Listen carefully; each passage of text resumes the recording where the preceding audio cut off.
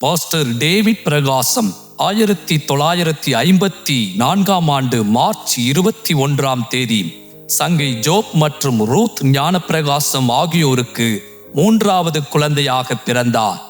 ஒரு போதகர் குடும்பத்தில் வளர்ந்த அவர் அவருடைய பெற்றோர்கள் ஆண்டவருக்கு சேவை செய்வதால் எதிர்கொண்ட பல போராட்டங்கள் மற்றும் நிதி சிக்கல்களை நேரில் கண்ட அனுபவத்தை பெற்றிருந்தார். அடுத்த உணவு எங்கிருந்து வரும் என்று நிச்சயமற்ற பல சந்தர்ப்பங்கள் இருந்தன.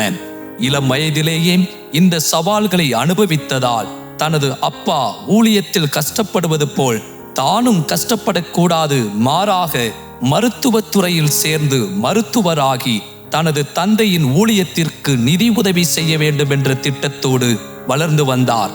ஆனால் அவரை குறித்து ஆண்டவருக்கு வேறு திட்டங்கள் இருந்தது. 17 வயதில் தனது வாழ்க்கைக்கான ஆண்டவருடைய அழைப்பை மிக தெளிவாக கேட்கத் தொடங்கினார். அப்போதுதான் அவரது ஸ்தல சபையில் நடத்தப்பட்ட ஒரு சிறப்பு கூட்டத்தில் ஆண்டவர் தனது வாழ்க்கையின் அழைப்பை உறுதிப்படுத்தும் வகையில் சிறப்பு பேச்சாளர் மூலம் தீர்க்க தரிசனமாக பேசினார். பாஸ்டர் டேவிட் இறுதியாக தனது வாழ்க்கையை ஆண்டவருடைய அழைப்பிற்கு ஒப்புக் கொடுத்தார். மிஷனரிகளான லாரன்ஸ் மற்றும் மார்கரெட் லிவ்சி ஆகியோரின் ஊக்கத்தார் இங்கிலாந்தில் உள்ள மேட்டர்சே வேதாகம கல்லூரியில் ஊழியத்திற்கான பயிற்சியை தொடர்ந்தார். 1976 பாஸ்டர் டேவிட் மேட்டர்சே வேதாகம கல்லூரியில் பட்டம் பெற்றார். இந்தியாவில் உள்ள மிஷனரி துறையில் இளைஞர்கள் மற்றும் பெண்களை பயிற்றுவிக்கவும் ஆயத்தப்படுத்தவும் வேண்டுமென்ற வாஞ்சையோடு இந்தியாவுக்கு திரும்பினார். தனது வாஞ்சையை தனது தந்தையுடன் பகிர்ந்து கொண்ட போது அதை தொடர அவர் உற்சாகப்படுத்தப்பட்டார். ஒன்றாக அவர்கள் நகரின் புறநகரில் ஒரு சிறிய நிலத்தை கண்டுபிடித்து அதை வாங்குவதற்கு ஆண்டவர் உதவ வேண்டும் என்று ஜெபம் செய்து, மேலும் இயற்கைக்கு அப்பாற்பட்ட விதத்தில் அந்த ஆண்டிற்குள் அந்த இடத்திற்கான பணத்தை கொடுக்கவும் ஆண்டவர் உதவி செய்தார்.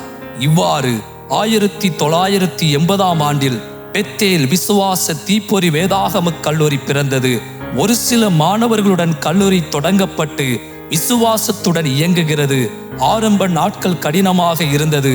எந்தவித அடிப்படை கட்டமைப்பு வசதியும் இல்லாமல் மாணவர்கள் தேள், கரப்பான் பூச்சி மற்றும் பாம்புகளுடன் தரையில் உறங்கி வந்தார்கள். அதே ஆண்டு 1980 பாஸ்டர் டேவிட் தனக்கு சொந்தமான தங்க கட்டியை கண்டுபிடித்தார். 1980 டிசம்பர் 15 கெட்சியா நிக்கல்சனுக்கும் அவருக்கும் திருமணம் நடந்தது. 8 பேர் கொண்ட குடும்பத்தில் இருந்து வந்த பாஸ்டர் கெட்சியா பாஸ்டர் டேவிட்டை போலவே வளர்ந்தவர். வேதாகம கல்லூரியின் வளர்ச்சிக்கு பெரும் ஆதரவாக இருந்தார். இருவரும் சேர்ந்து வேதாகம கல்லூரிக்கு அருகிலுள்ள ஒரு சிறிய வாடகை வீட்டில் தங்கள் திருமண வாழ்க்கையை தொடங்கினார்கள். அவர்கள் பெத்தேல் விசுவாச தீப்பொறி வேதாகம கல்லூரியின் இளைஞர்களுக்கு பயிற்சி அளிக்க தொடங்கினார்கள். ஆண்டவர் அவர்களின் தரிசனத்தை ஆசீர்வதித்தார். இன்று பெத்தேல் வேதாகம கல்லூரி மூலம் நூற்றுக்கணக்கான போதகர்கள் மற்றும் தலைவர்கள் ஆண்டவருடைய ராஜ்யத்திற்காக எழுப்பப்பட்டுள்ளனர். தொடர்ந்து வந்த 82, 83 அவர்களுக்கு கிறிஸ் மற்றும் டெரி என்ற 2 மகன்கள் பிறந்தனர்.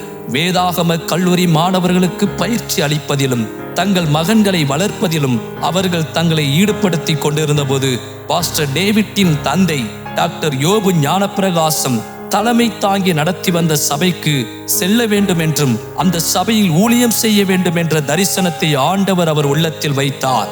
ஆண்டவருடைய வழிநடத்துதலை தொடர்ந்து அவர்கள் நகரத்திற்கு அருகில் ஒரு வீட்டை கண்டுபிடித்து சங்கு யோபு ஐயாவுடன் இணைந்து சபையின் காரியங்களில் ஆதரவாயிருந்தனர். 1987 பாஸ்டர் டேவிட் மற்றும் கெட்சி இருவருக்கும் சியோல் தென்கொரியாவில் உள்ள பாஸ்டர் டேவிட் பால் யாங்கிச்சோவின் சபைக்கு செல்லும் வாய்ப்பு கிடைத்தது. இந்த பயணத்தின் போது பாஸ்டர் டேவிட் தங்களுடைய சபையை கட்டி எழுப்பவும் பலப்படுத்துவதற்குமான தரிசனத்தை பெற்று அந்த புதிய தரிசனத்துடன் இந்தியாவுக்கு திரும்பினார். அவர்கள் சபையில் வளர்ச்சியை காணத் தொடங்கினர். 1988 வளர்ந்து வரும் இந்த சபைக்கு ஒரு பெரிய கட்டிடம் தேவை என்பது தெளிவாக தெரிந்தது. விசுவாசத்துடன் சத்தி சாலையில் கணபதிக்கு அருகில் ஒரு சிறிய நிலத்தை வாங்கினார்கள். பெரிய கனவுகளுடன் 1200 இருக்கைகள் கொண்ட அரங்கம் கட்டப்பட்டு 1991 பிப்ரவரி 4 அன்று ஆண்டவரின் மகிமைக்காக அந்த சபை பிரதிஷ்டை செய்யப்பட்டது.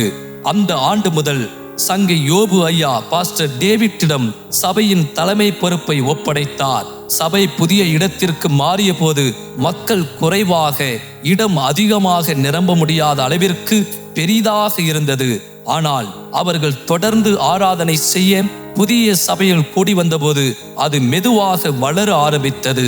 சபை சீரான வளர்ச்சியில் போய்கொண்டிருந்தது. தொடர்ந்து வந்த பல ஆண்டுகளாக இறைவன் பல கதவுகளை திறக்க தொடங்கினார்.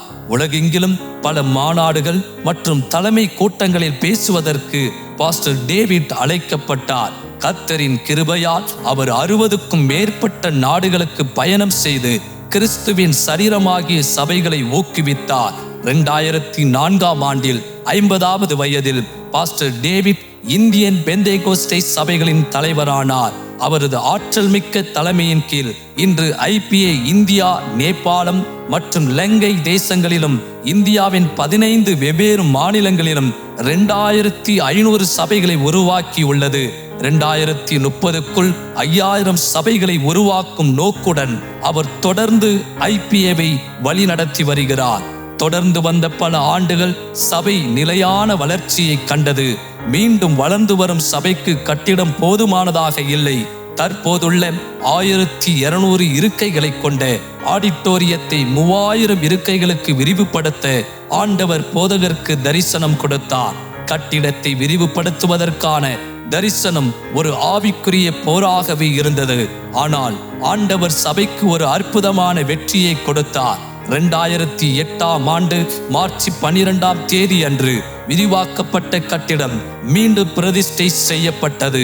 பாஸ்டர் டேவிட் பிரகாசம் எப்போதும் சமுதாயத்தில் உள்ள ஏழை எளிய மக்களுக்கும் உதவி செய்யும் உள்ளம் கொண்டவர்.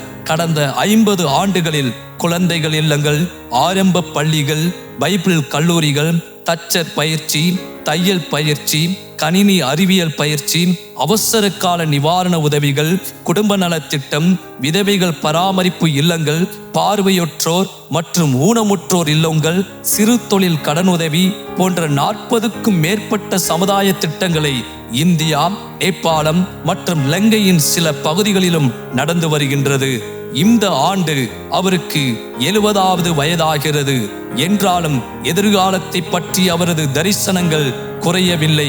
பெத்தேல் சிட்டி கேத்தீட்ரல் சபை இப்போது 37 ஏக்கர் நிலத்தை வாங்கியுள்ளது. பல சமுதாய திட்டங்களுடன் 10,000 இருக்கைகள் கொண்ட ஆடிட்டோரியத்தை உருவாக்க தயாராக உள்ளது. அப்போஸ்தலர் டேவிட் பிரகாசம் போதகர்களின் போதகர், தலைவர்களின் தலைவர். அவர் பெந்தேகோஸ்தே திருச்சபைகளின் மாமன்றத்தின் பிரதம பேராயராகவும் இருந்து உலகம் முழுவதும் பயணம் செய்து போதகர்கள் மற்றும் விசுவாசிகளை ஊக்கப்படுத்துகிறார். அவர் அன்பான கணவர், தந்தை, போதகர், ஆசிரியர், தலைவர், முன்னோடி, வழிகாட்டி மற்றும் நண்பர். இன்றும் அவரது 70வது பிறந்த நாளில் குடும்பத்தினர், நண்பர்கள் மற்றும் பெத்தேல் சிட்டி கேத்தீட்ரல் விசுவாசிகள் யாவரும் அவருக்கு பிறந்த நாள் வாழ்த்துக்களை தெரிவித்துக் கொள்கிறோம். ஆண்டவர் அவருக்கு கொடுத்த தரிசனத்தை ஆதரிக்கவும், பலப்படுத்தவும், நிறைவேற்றவும் மீண்டும் எங்களை அர்ப்பணிக்கின்றோம்.